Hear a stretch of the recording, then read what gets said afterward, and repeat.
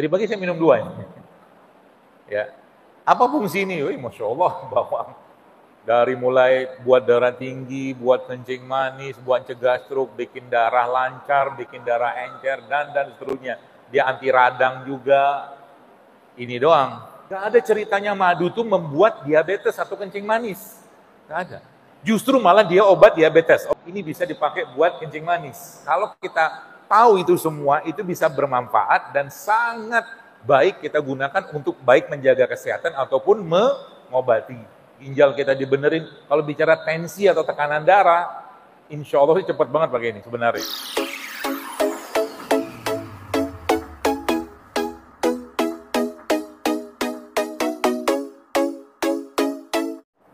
Ini kunyit. Ini kunyit, semua juga tahu nih kunyit.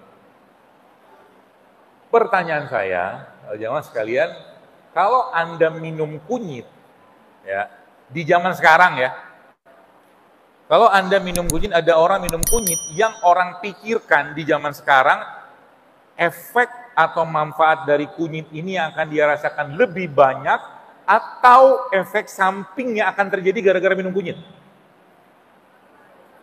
Oke, biar gampang pertanyaan saya sederhanakan. Ketika Anda minum kunyit, banyak orang lebih ngomong tentang ini bikin rahim kering, ini nanti masuk ke ginjal. Lebih banyak orang yang ngomong gitu, atau ada orang ngomong, bilang ke kita bahwa, wah kunyit itu anti-aging terbaik, anti penuaan terbaik. Banyak kan yang negatif atau positif? Negatif banyak ya. Saya udah berapa tahun ngomong beginian, banyakkan negatifnya. Kenapa? Lebih banyak fitnahnya dia ini, daripada orang minum paracetamol. Betul? Ya nggak mencari pembetulan sih, memang adanya begitu. Orang minum paracetamol nggak takut, nggak beli aja. Kali beli ya 10 strip atau 1 strip 10 apa segala macam, nggak apa-apa. Saya juga bukan anti obat kimia, tapi apa-apa yang Tuhan ciptakan seringnya kita suuzonin, itu masalahnya kita. Ya, apa-apa yang Tuhan ciptakan, yang Allah ciptakan seringnya diburuk sangkain. Gak percaya lagi. Kita bicara madu sekarang. Ketika orang bicara madu, yang pertama, nanti kalau gula darah naik gimana?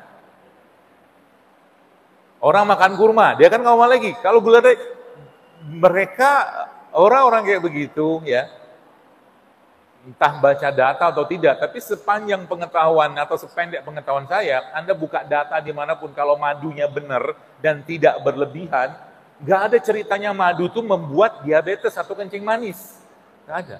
Justru malah dia obat diabetes. Oke, nggak usah ngomong madu, sekarang kita ngomong air tebu. Manis nggak? Manisnya minta ampun. Tapi kalau Anda baca datanya, justru dalam air tebu tuh ada obat buat diabetes. Dalam air tebu. Coba. Jadi apa yang Tuhan ciptakan ini kebanyakan kita duga yang tidak baik. Kebanyakan. Sehingga apa? Kita ketakutan gitu loh. Contoh ya ini. Tempe ini. Orang makan tempe, yang dipikirin apa? Oh nanti asam urat. Nanti bisa bikin tumor payudara, ya kan? Begitu aja kerjaan kita tiap hari. Ya, padahal kalau Anda baca datanya, subhanallah, tempe ini salah satu superfood terbaik yang Allah, atau ya tempenya atau kedelainya Allah ciptakan, tapi tempe kan buatan manusia. Ini boleh dibilang salah satu sumber makanan terbaik ini. Tempe ini. Kenapa saya katakan terbaik? Bahkan kalau kita bicara daging, di daging itu ada vitamin namanya seingat saya B17 kalau nggak salah. Nah, itu daging atau vitamin B17 itu hanya ada pada daging. Tapi karena proses fermentasi pada tempe, B17 yang ada di daging itu muncul di sini. Jadi orang makan tempe ini kayak makan daging. Tapi nggak daging dia pastinya kan. Ya, itu. Jadi subhanallah ya, kadang-kadang saya ya melihat kayak begini tuh ya Masya Allah ya. Allah tuh maha baik. Ya, maha baik. Ini contoh nih, ini saya dikasih bawang putih. Ya, bawang tunggal ini ya. Tadi pagi saya minum 2 ini. Ya. Apa fungsi ini? Wih, Masya Allah, bawang. Dari mulai buat darah tinggi, buat kencing manis, buat cegah stroke, bikin darah lancar, bikin darah encer, dan seterusnya. Dia anti radang juga. Ini doang. Baru bawang putih gitu kan. Ini belum cerita yang lain. Ini okra. Okra kan? Ini Pak Bu, kalau dipakai dan Anda bisa buka datanya, ini bisa dipakai buat kencing manis. Okra ini. Ya. Dibikin apa? Ya dibikin aja, sayur bening gitu kan. Ini okra kan? Nama sini apa? Okra. Ya okra. Kan dalamnya ada ada biji banyak. Okra. Jadi sebenarnya kalau kita mentadaburi ya alam semesta dan diri kita yang Allah ciptakan ini, subhanallah ya. Sebenarnya banyak sekali produk ciptaannya Allah yang Dia ciptakan di bumi ini yang kalau kita tahu itu semua itu bisa bermanfaat dan sangat baik kita gunakan untuk baik menjaga kesehatan ataupun mengobati. Banyak ya. Contoh mungkin contoh ya. Ini nanas ini. Kalau Anda yang pernah baca ada minuman asal asli itu Meksiko, namanya tepache. Tepache itu dibikin dari kulit nanas. Jadi kulit nanas ini dibersihkan, ya, kemudian ya sikat gitu ya, lalu dipotong, ambil kulitnya doang, masukin ke dalam toples, masukin air di situ, kasih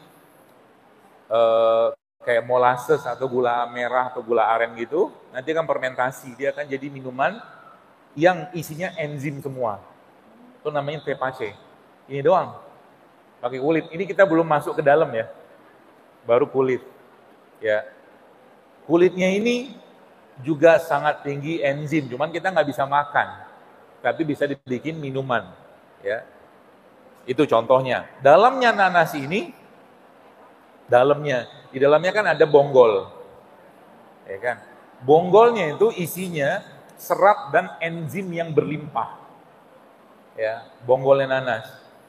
Karena kita nggak tahu, sebagian kita buang, yang dimakan dagingnya, gitu. Padahal lagi-lagi saya sampaikan tadi bahwa masya Allah ya, bicara orang sekarang banyak kekurangan enzim. Kenapa banyak orang sekarang kekurangan enzim? Karena yang dimakan semuanya makanan olahan. Contoh makanan olahan apa? Ya tadi sosis, nugget, bakso, ya tepung-tepungan, itu olahan semua. Ya, yang sebenarnya di dalam katakanlah apa yang Allah ciptakan, katakanlah itu semua kebutuhan kita ada. Contoh nih kelapa ini, air kelapa. Ya, kalau saya pegang nanti dipoto, di screenshot, saya dipikir ambasadornya pula. Brand ambasador. Kelapa kayak begini, air kelapa. Jadi isinya apa? Air kelapa. Ya, air mineral kan. Kalau Anda pernah masuk ke toko supermarket yang jual minuman isotonik, ya kan? Ada keterangan gitu kan? Air kelapa itu isotonik. Jadi air kelapa, baik kelapa tua ataupun kelapa muda, isotonik. Isotonik itu maksudnya apa? Tonisitasnya sama kayak tubuh kita. Jadi bahkan air ini sebenarnya, ya zaman dulu ya, waktu infus masih susah, itu dokter-dokter di pedalaman yang nggak ada akses infus, dia bisa nyolokin jarum infus ke sini untuk infus orang pakai air kelapa. Nah, karena yang air infus yang biasa, botol-botol kayak gitu tuh ya, nah itu tuh sebenarnya dibikin secara tonisitas atau toniknya itu sama kayak tubuh kita, makanya disebut dengan isotonik. Satu. Yang kedua apa? Ini air nyerap racun. Ya. Jadi kita tiap hari misalkan masih nyampah-nyampah makannya, air kelapa tuh punya efek nyerap itu. Apalaginya adalah ketika Anda minum air ini, ya Anda masukkan ke situ madu. Jadi kan beli di tempat abang jual air kelapa gitu ya. Buka kita atau masukin plastik, terus masukin madu situ, terus biarkan dia larut, lalu Anda minum. Itu nyerap racun. Ya, ginjal kita dibenerin. Kalau bicara tensi atau tekanan darah, insya Allah cepat banget pakai ini sebenarnya. Baik yang tua ataupun yang muda. Ya, jadi yang tua kalau ibu-ibu lagi bikin santan itu, jangan dibuang airnya. Itu mahal itu airnya itu. Sama kayak cairan infus airnya itu. Kadang-kadang kita beli 1000 aja udah banyak banget. Kadang-kadang nggak ada harga kan. Padahal itu mirip cairan infus kandungannya itu. Ya, isinya apa? Ada protein, ada asam amino, ada mineral, ada karbohidrat, ada glukosa, ada enzim, semua ada di situ. Ya, buat siapa? Buat kita. Bagaimana menciptakannya? Takjub kita kalau melihatnya. Takjub. Jadi kan kita lihat alam semesta ini Bapak sekalian, itu sebenarnya kita pasti akan mengatakan Rabbana ma khalaqta hadza batila. Enggak sia-sia kau ciptakan. Coba lihat kelapa dari pohon ya, kemudian dia tumbuh ada ranting, ada dahannya segala macam, terus awalnya kecil-kecil kayak begitu, terus tiba-tiba besar gitu kan. Tiba-tiba besar tuh tiba-tiba, bukan tiba-tiba, dalam proses itu ada cangkangnya, ada airnya, ada kulitnya, ada daging kelapanya, dilindungi terakhir pakai kulit yang dalam, yang tebel gitu kan. Coba lihat. Petani bisa ngerjain itu yang enggak. Karena berharganya air ini, katakanlah ya, maka Allah lindungi dia. Ya. Jadi ngelihat kelapa tuh, kalau kita ngelihat kelapa pakai iman saja, nangis kita. Allah. Petani cuma tanam bibitnya doang, dia tanam tunas kelapa gitu, siram-siram doang gitu kan, kasih air, entah kasih pupuk, tuk, jadi dia. Pertanyaannya, air yang ada di sini dapatnya dari mana? Coba. Kita jawab Allah, prosesnya kayak apa gitu loh. Dari mulai si akar kelapa itu nyedot air dan akhirnya ada seperti pompa naik ke atas, di atas diolah-olah, diaduk-aduk, akhirnya jadilah rasa, ada rasa loh, subhanallah. Itu baru kelapa, belum cerita madu loh. Madu tuh lebih dahsyat lagi, sampai Allah mengatakan wa'uha, kata Allah, kami wahyukan kepada lebah, makhluk selain ya manusia di situ kan yang dapat wahyu, lebah. Ya. Maka contoh nih misalkan ya, kalau kita bicara tentang madu sedikit, ini kan topiknya umum saja. Al-Quran itu menggunakan kata syifa. Ya, dalam Quran itu ada empat kata syifa. 1, 2, 3-nya itu Quran. Syifa itu penyembuhan atau penyembuh. Ya. 3-nya Quran, 1-nya madu. Ini Anda bayangkan, penyembuhan dalam Al-Quran itu 3/4 bagiannya diwakili oleh Quran. 3/4. 1/4-nya yaitu madu atau yaitu yang terakhir itu diwakili oleh madu. Nanti kapan-kapan tampung hujan. Tapi ini kalau Anda nggak yakin jangan kerjakan. Tapi ini dari riwayat atau kaulnya ulama bahkan sahabat yang mereka minum air yang dicampur madu, tapi airnya ngambil air hujan. Air hujan. Jadi 2 keberkahan bertemu. Hujan itu Allah jelaskan itu air yang kami berkahi yang kami turunkan dari langit, kata Allah begitu. Madu itu dijelaskan dalam Al-Quran itu terdapat kesembuhan. Jadi 2 keberkahan bertemu di situ. Tapi lagi-lagi jangan kerjakan kalau curiga. Gini, saya jelaskan curiganya begini. Anda yang tinggal di kota ya, mohon maaf gitu ya. Lalu bukan tiba-tiba, pergilah tamasya sama keluarga ke kampung. Lewatlah pedagang-pedagang jajanan-jajanan gitu yang sebulan secara standar kebersihan kita nggak masuk. Mulai dari mungkin pecelnya dia ngambil pakai tangan, gitu kan. Dia ngulek-nguleknya, campuran garamnya langsung dari keringatnya misal. Ngulek-ngulek gitu kan. Turun gitu. Terus orang-orang kampung situ makan aja. Nggak ada tuh mencret-mencret. Iya kan? Nggak ada tuh diare-diare. Kenapa? Waktu dia makan, biasa aja. Nggak ada suuzon sama yang jual, nggak ada suuzon sama sayurnya. Orang kota kebanyakan nonton. Nonton apa? Nonton inilah, nonton itu, akhirnya muncul curiga. Ya gitu kan? Datanglah dia makan pecel tadi. Ini bersih nggak ya? Adik kan kata dia kan? Ini nggak higienis ini, tidak memenuhi begini begitu segala macam. Sedangkan orang kampung tadi makan tenang-tenang aja, dia nggak ada sakit perut, nggak ada diare. Ya, kenapa? Ya, gini ilustrasinya. Sebelah ini pecelnya gitu ya, atau apanya ya? Sebelah ini pecelnya gitu ya. Waktu orang kampung itu makan, atau orang di kampung itu makan, yang udah biasa makan pecel kayak begitu, makan. Dia makan dengan bahagia aja. Ya, yang katakanlah satu porsi pecel tuh ya katakanlah mungkin sekitar ya 100-200 gram lah katakanlah ya. Ya makan. Tawa-tawa ngobrol sama temennya gitu kan.